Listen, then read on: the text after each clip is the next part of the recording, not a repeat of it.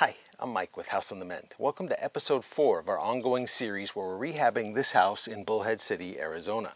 And in this video, we're going to be replacing those old nasty irrigation valves that you saw at the beginning of the video, commonly referred to as sprinkler valves, with these Orbit anti-siphon valves. We're also going to replace the sprinkler timer. So let's get started. If you break it, he will fix it. If you buy it, he will build it. House on the Mend. Well, you may be able to tell by the wind coming through the microphone, though I have it tucked in my shirt, that it's too windy to paint today, which was my original plan. But if you look at these irrigation stations here, there's 4 of them, and they are a wreck.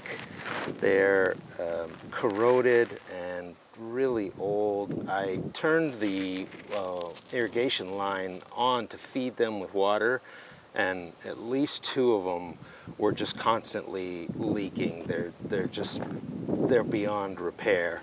So we're going to replace the 4 of them, and I'm hoping that this pipe that we have plenty exposed is supple enough and not too brittle that we can cut through it without it just cracking.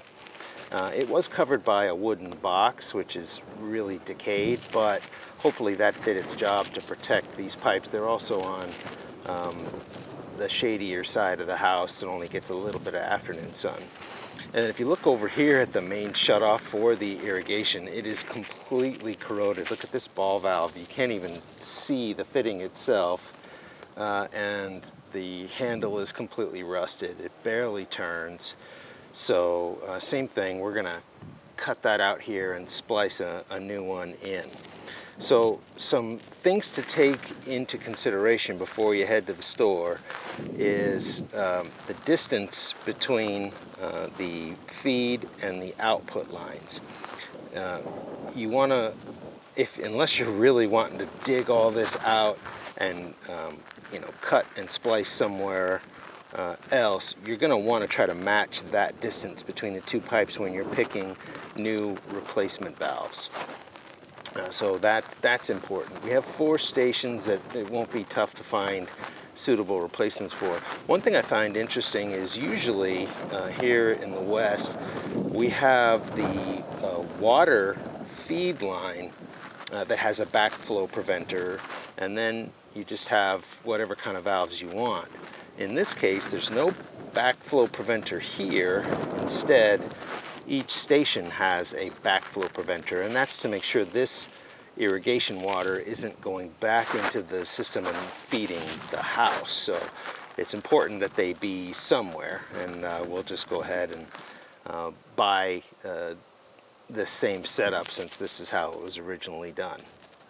So I'll take some pictures, take some measurements, and head to the store, and we'll get some replacement parts. While we're at it, I'm going to replace this old irrigation timer. It doesn't look very intuitive on how to operate, so I think I'll get one with a nice big dial on the front so you can adjust the date and time, the station duration, and the days of the week, all of which need to be adjusted periodically throughout the year.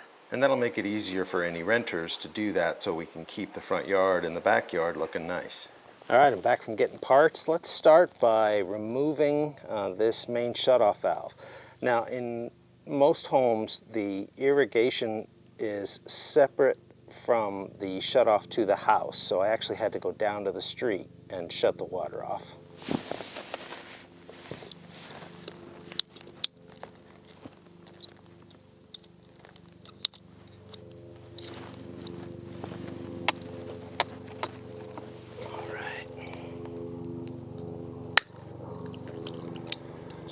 There we go. That cut pretty good. There we go. All right, those are pretty clean. I think I'll sand them off just a little to get any of this grime off the pipe so we get good adhesion.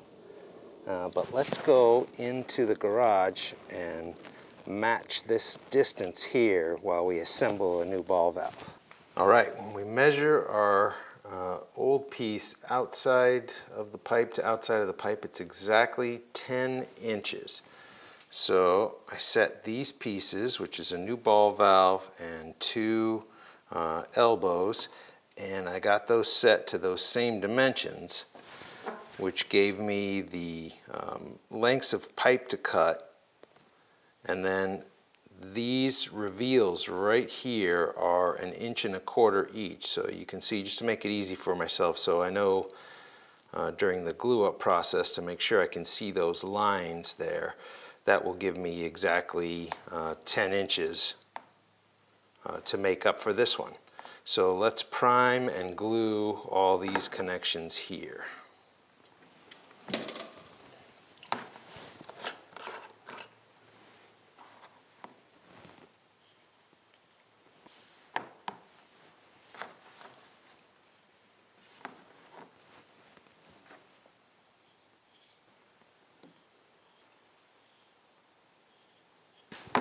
All right, this is regular PVC glue, and I'm going to put gloves on because I don't want to have my hands be purple all weekend long.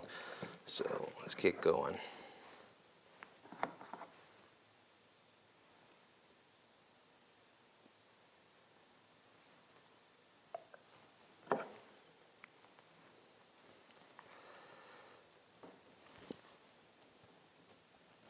There's our line.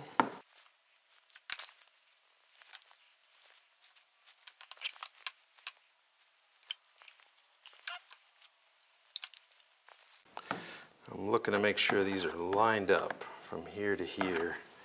They're not bent in any way, and those look good. Now we've cleaned up the pipe that this came from. Let's head over with our new union and our glue and primer, and let's make the attachment. All right, let's glue up. Everything's been primed. Let's do some gluing. Go.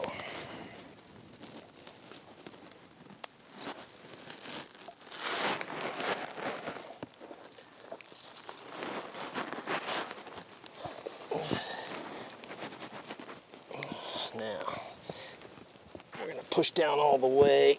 Since I can't get a 1/4 turn going with these two fittings, I went heavy on both ends, on the inside and on the pipe, inside and pipe. That way you can get a pretty good fuse. With all these that you can get a little 1/4 turn in, that really helps that glue to fix all these joints. All right, we'll use the same steps to cut these off that we did for the shutoff valve.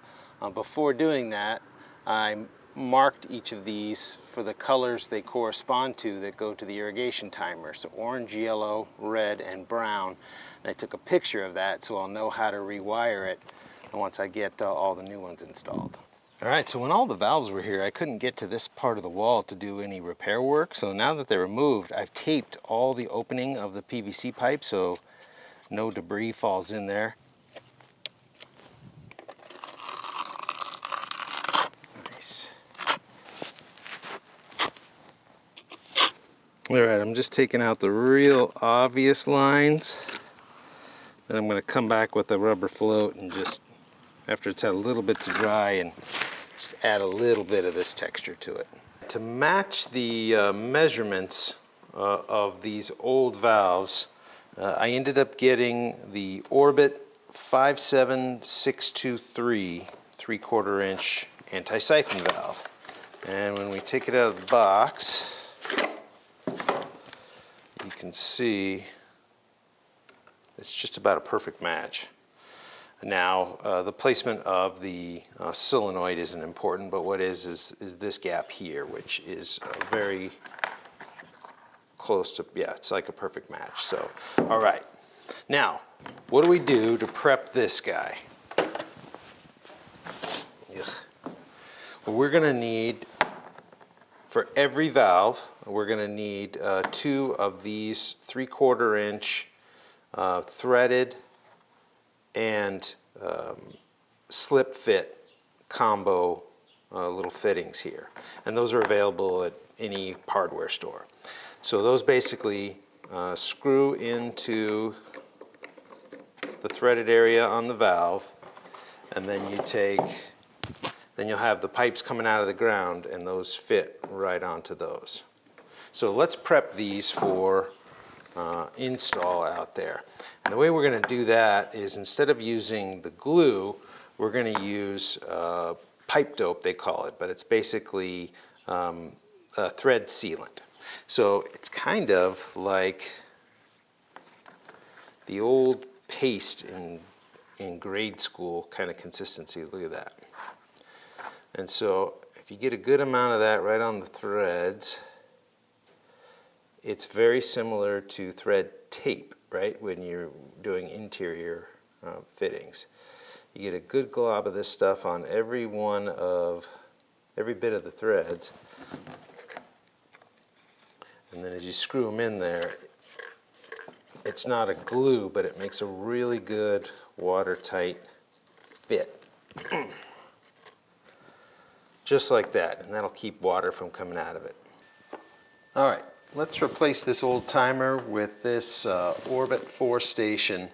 This is no frills, no Wi-Fi, no auto weather adjusting sensor, anything like that. Just a basic no frills 4-station sprinkler timer, which is all we need here. So we're not inviting questions late at night or on the weekends or when we're out with the kids about how to program this thing. We're going to make it nice and easy.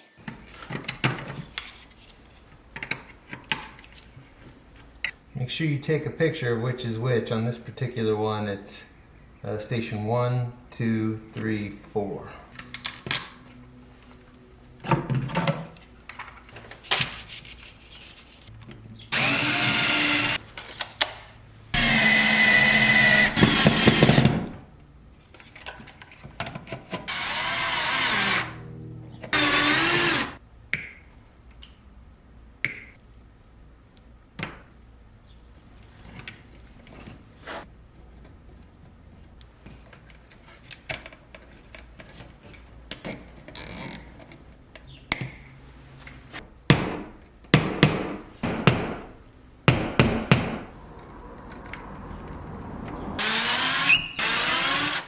All right, after that stucco patch dried a couple days, we painted this whole wall, so now I'm ready to put in the sprinkler valves. I've put in these 3, but I want to show you the exact steps I took to put in this last one here.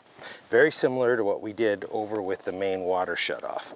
So this pipe here is grimy to the feel. It's got scale built up on it. So I'm going to sand that down so we get really good adhesion with the primer and the paint. And I just want to get it cleaned up enough that it will accept that glue. All right, I'm just going to wipe off all that dust from sanding. The primer will take care of really cleaning those pipes. I'm going to put some gloves on again so I'm not walking around with purple hands for the rest of the week. Now I'm going to angle these down as I prime them and put the glue on so that any excess spills out rather than going into the valves. All right, when it comes time to glue, we want to be pretty quick. So we want to have this guy in place as far as in our hand, ready to go. I also want to, ahead of time, make sure it's going to slip right on there, and look at that, that's going to be a nice fit. So we are ready to throw on some glue here. I'm going to go heavy on the glue since I can't give this fitting a twist, as I like to do, to make sure that we get a good amount of glue coverage all around. So since we're not able to do that twist like we did when we were putting together this main seal, I'm going to go kind of overboard on the glue.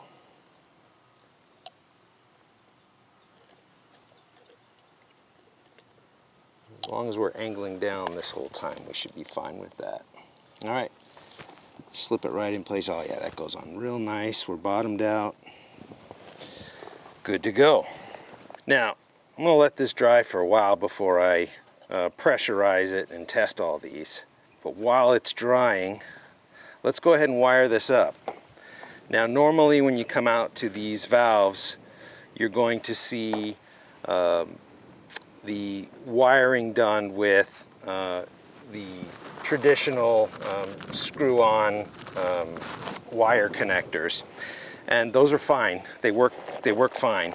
The problem I have with those sometimes, especially when I'm working on ceiling fans and things, is that you get everything all closed up, and if there was a loose connection because of those wire nuts, then you're going back up there and you're hunting around for it. If, depending on which wire it is, it could also cause a short.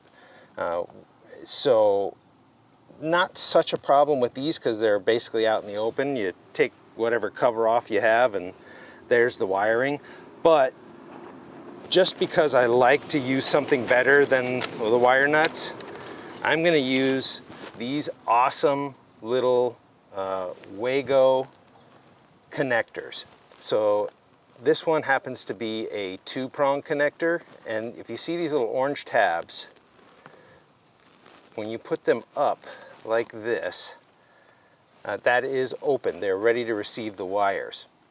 And all you have to do is slip the wire in there and then close them down right in here. And that makes a nice spring clamp connection that holds really well.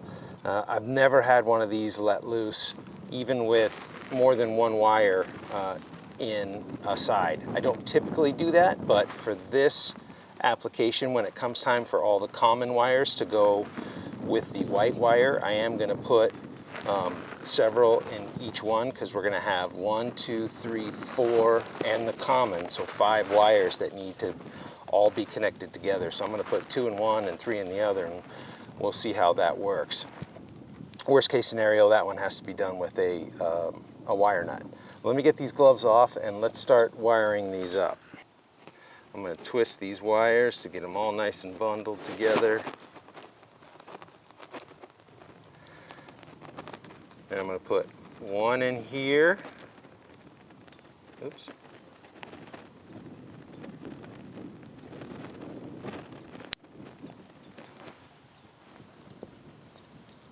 And then this other one is going to get connected along with every other wire and the common. It doesn't matter which one you use.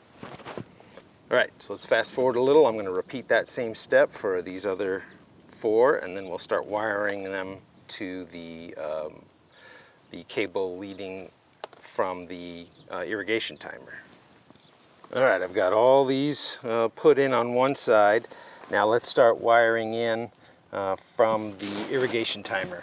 Now these connections here are all kind of oxidized, all the little bits of copper wire here. So I'm going to just snip every one of those off, and then I'm going to re-strip them.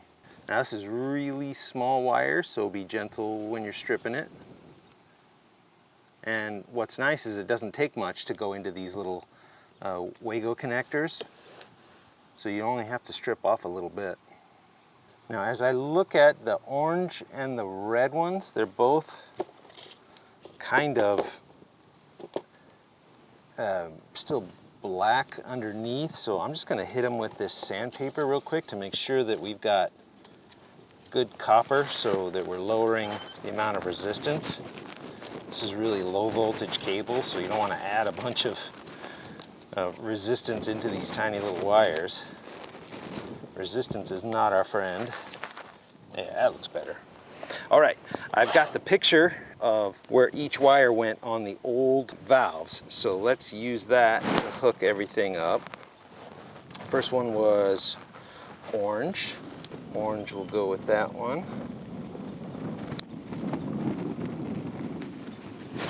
Nice little view window here too. You can see to double check and make sure you're not getting insulation into the clamp, so you have a good connection. I like that. Yellow is next. Then we had red. And then brown. All right, let's do the last one, which is the common wire. So I've got these two over here put together on one side, and then I'm going to take these two, twist them together. I'm just going to kind of mesh these together, kind of twist them a little bit. I'm going to put those into this side.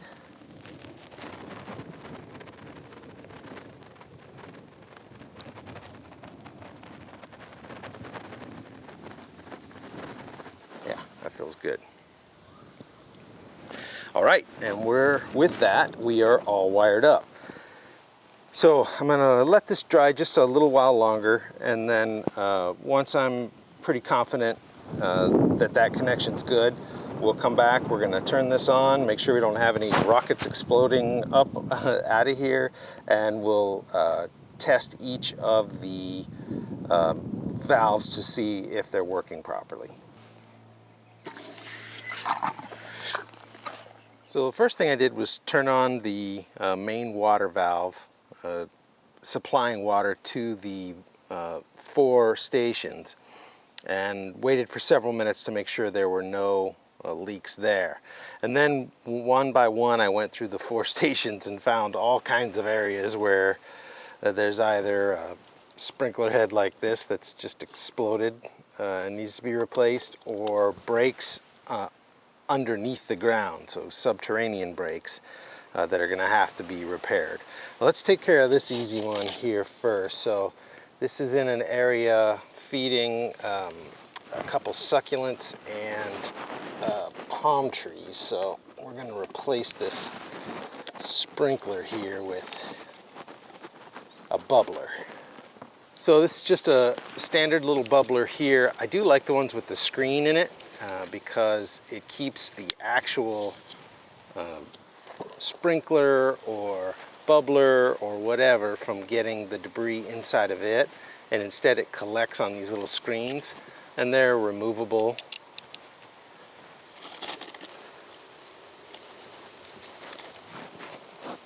There we go. Now that we're not losing all of our water pressure right here, let's run this first station again and see how everybody's doing. All right, so pretty easy with this little unit. You set it over to auto, hit manual. It naturally defaults to running all stations, and it just kicks on right by itself. So this is the last bubbler in the line out front.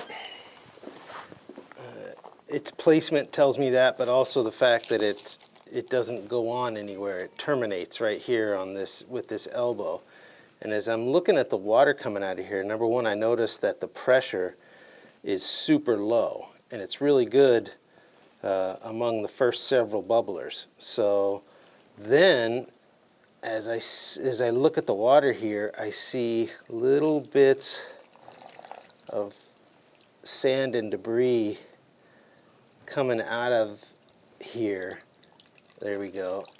And that tells me that somewhere in this line, if we have 1, low pressure at the end, and 2, constant little bits of debris coming through, that means somewhere in this line we have a break underground, and that's why there's no more water pressure here. So hopefully if we cap off all these, we might be able to find that spot and fix it.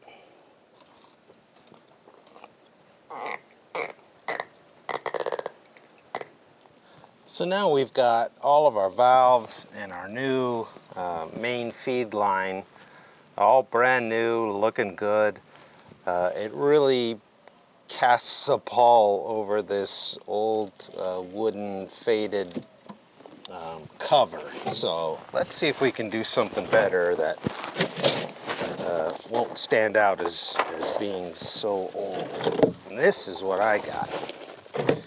Now, these are available at any hardware store that sells irrigation stuff. It's plastic, but it looks like a big rock. They come in various sizes. This one is wide enough this way that it should be able to cover everything, but you can see it's all jagged like a rock. If you put it straight like this, it doesn't fit. And if you were to come in, really it at any angle, it doesn't quite fit. So what's the solution? Well, what I want to do is cut a very, very straight line all the way up and then down the other side so we can set it in place. It'll cover the valves and the exposed PVC from the ultraviolet sunlight and dress up this area. So the question becomes, how do we get a really nice line like that cut? Well, let me show you what my idea. All right, so mounted on this pole is a laser level that I use for all kinds of projects when I'm hanging pictures or doing installations of garage storage shelving, and I want them all to be the same height and also, of course, level. But anyway, I'm shooting the laser down, and you can see it's giving us this line that goes all the way across. And what we're going to try to do is represent that with our cut. But if I just started cutting right now, it would move and it would be a mess. So instead, I'm going to take a Sharpie and I'm just going to trace that green laser line. And there we go.